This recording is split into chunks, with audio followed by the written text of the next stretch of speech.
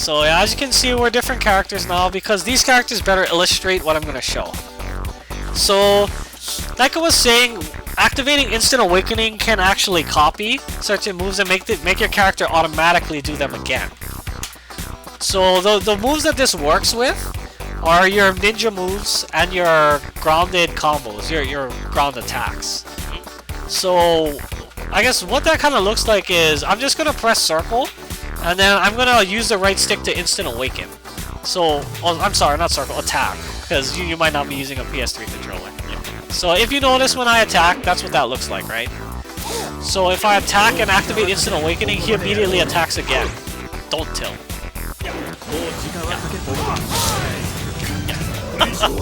So at any point during your combo, if you try to activate Instant Awakening, you'll automatically swing again like that with your first attack, not with whatever attack you were doing in the combo. Because it cuts the combo and it just starts you over from a jab. Correct. Yeah. And with ninja moves, same thing. When you activate Instant Awakening, you automatically ninja move again. So the reason why I picked these guys is there's some things I want to show you. Most importantly with their I guess with their ninja moves, but obviously this gives you easy combo extensions, yeah, where you can just at some point in the combo just activate Instant Awakening and basically recycle through your whole combo again. Yeah, I mean nothing really to it. You just activate Instant Awakening and all of a sudden you're at the beginning of your combo all over again. And because there's no scaling in this game, it's the same. It's basically you get double the damage. Yeah, in fact more, because you do more damage in Awakening. Exactly. Another thing that this does is it easily allows you to auto-correct which way you're swinging. So what I'm going to do is I'm going to swing at you, and I want you to sub it. Okay. And then I'm going to activate Instant Awakening to basically turn around and attack you again. Okay. Because first I'm just going to keep pressing circle to show that I don't turn around normally. So yeah, let's do that. Yeah, so you see, if I keep attacking, I don't turn around, I just keep swinging the wrong way. But if I activate Instant Awakening, I turn around to swing at you. So that's one way to defend yourself from the sub-chakra dash that people love to do. Yeah. So I'm gonna try to get that now. So just try to chakra dash at me after you sub. Okay, well obviously I need to time it better, but that's the idea, you know. Yeah, something like that, except I don't get hit. Damn it. Try it again. Guy's so fast. There we go. Nice. Yeah. So, yeah, basically, if you time it correctly, you can use that to counterattack against substitutions into, like, chakra dashes. But the more interesting thing with these characters is how they can actually manipulate their ninja movements with it. So for example with Guy, when he's awakened, his ninja moves move really quickly. They accelerate really quickly. So try Instant Awaken and just ninja move. Yeah, you see how fast he moves especially at the beginning? So you can actually use that to dodge things. So you can just ninja move and Instant Awaken as soon as you start. So well, I guess it's easier if you do a swing and ninja move out of it and just instantly Instant Awaken when you start ninja moving. You only have to press X once and hold a direction. Yeah, see? Yeah, like that, except a little faster, more like. Whoops! I didn't even hit you. Where you barely even see the first ninja. Yeah, more like that. So you can use that to move really quickly. So, like, say for example you're far. Another thing is if you're far away from me, and say if I shoot like I don't know Obito at you, you can actually ninja move and activate Instant Awakening to move really fast in one direction. Yeah. So that it doesn't hit you. Oh, speed him up. Okay, he's back. Oh damn it.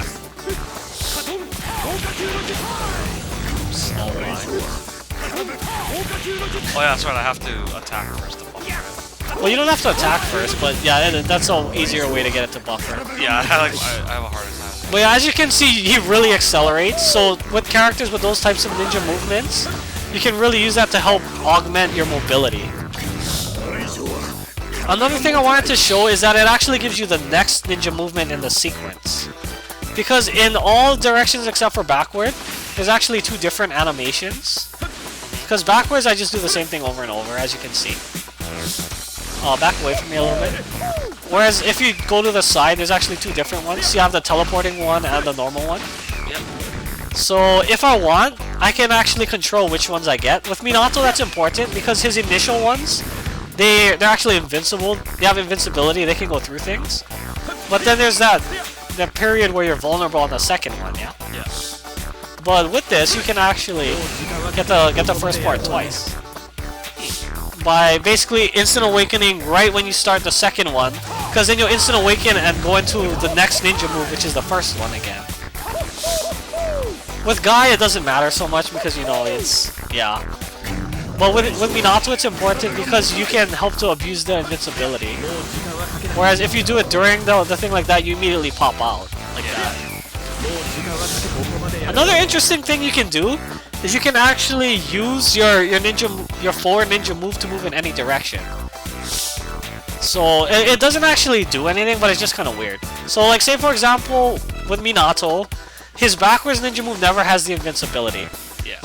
But say you actually want to have that invincibility because you're going at them and all of a sudden, wait, they're trying to attack me? Yeah. So I want to be invincible? Whoops. Try that again. Okay. Now see how I went the other way? I went backwards with invincibility.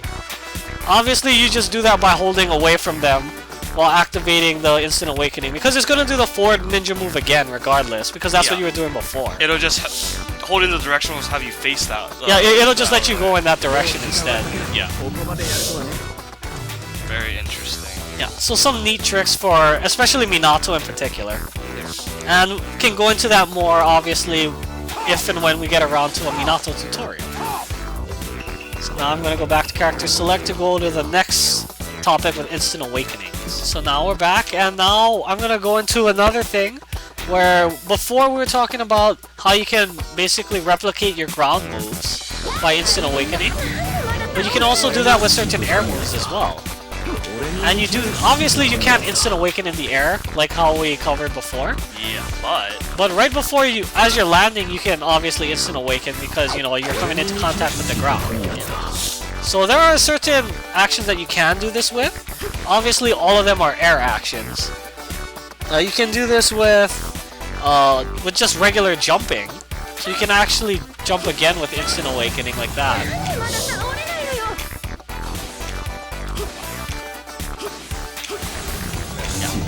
It's something that's a little different, the timing for each character, so you'll have to get used to it. Yeah, because some characters are floatier than others. Yeah, and the way they land is different too, like the way that their feet are. So that's really what you gotta pay attention to. You can also do it with actual attacks, such as your aerial attack. Oh, try it again. Oh, later. Yeah, I guess when you're trying it for yourself practicing, you can tell whether you're doing it too early or too late, because if you get nothing, you did it too early. There you go. Whereas if you just instant awaken on the ground, then you did it too late. Too late. As you can tell, this is not that important with Ino. I haven't really practiced it. Yeah. You can also do it with aerial shuriken, aerial chakra shuriken, and even aerial jutsus, assuming you have an aerial jutsu in both your standard and awakened form. So shuriken.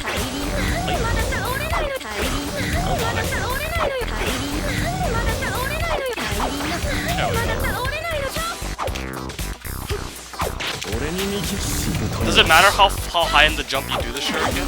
No. It'll just change the timing because you float differently depending on when you throw it. Yeah. Oh, I see. But the landing timing is still the same.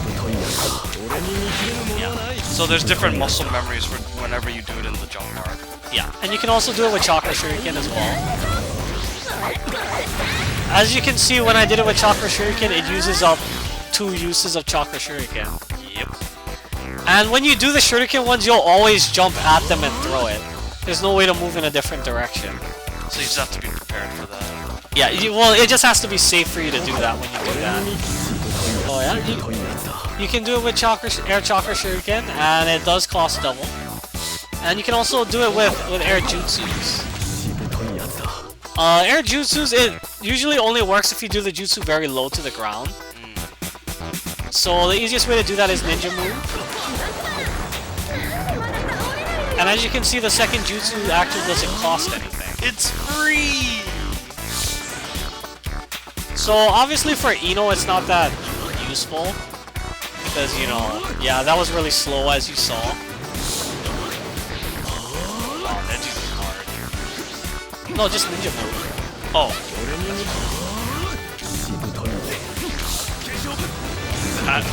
Yeah, except you normally don't cancel auto the first one, you actually want the first jutsu most of the time. But yeah, you can also just completely cancel it as well, like that. If you decide you just want to abort.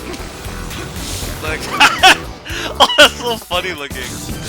You do you do the full spin and then you just time it.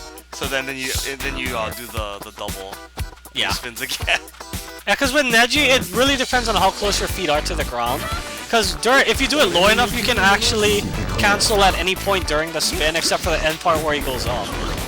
Because you see how it goes up at the end, so you can't do it during that. But yeah, you can reactivate, and you can actually deactivate it at any point while he's spinning as well to help keep you safe. Yeah.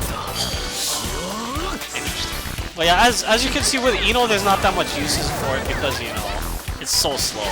But yeah, with Neji, it's much more useful. So you can really think about it with your characters, try to see if there's good ways to implement it. I guess I'll save how you can really use it with specific characters for, you know, the individual characters tutorials. Yeah, hopefully we'll get around to that this game. I know there's a lot of characters, but we shall try.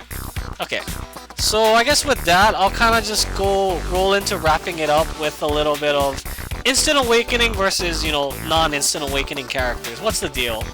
So as you saw, there's a lot of extra safety and, I guess, options in general that comes with Instant Awakening.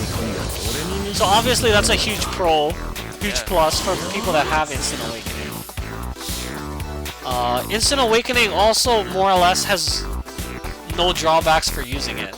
They're very short cooldowns, it's available really often, you know, and you don't go into that status down status that normal Awakenings have afterwards. No weakened state. That would actually be interesting if they implemented that. Yes, it would. But yeah, right, as of now, there's like no real drawback for using it. On the other hand, for normal Awakenings, what they have over Instant Awakenings is that because you're constantly losing maximum chakra, you want to do as much as you can in your Awakening and get out as soon as possible. Whereas with normal Awakenings, you get more prolonged access to your Awakening. So if there's a point in the match where you just want to stay awakened, that's when those are better. Another thing that they have going for them is obviously normal Awakenings tend to be more powerful than Instant Awakenings. You'll notice that in my Instant Awakening as Ino, I'm basically Ino. I don't really get anything extra.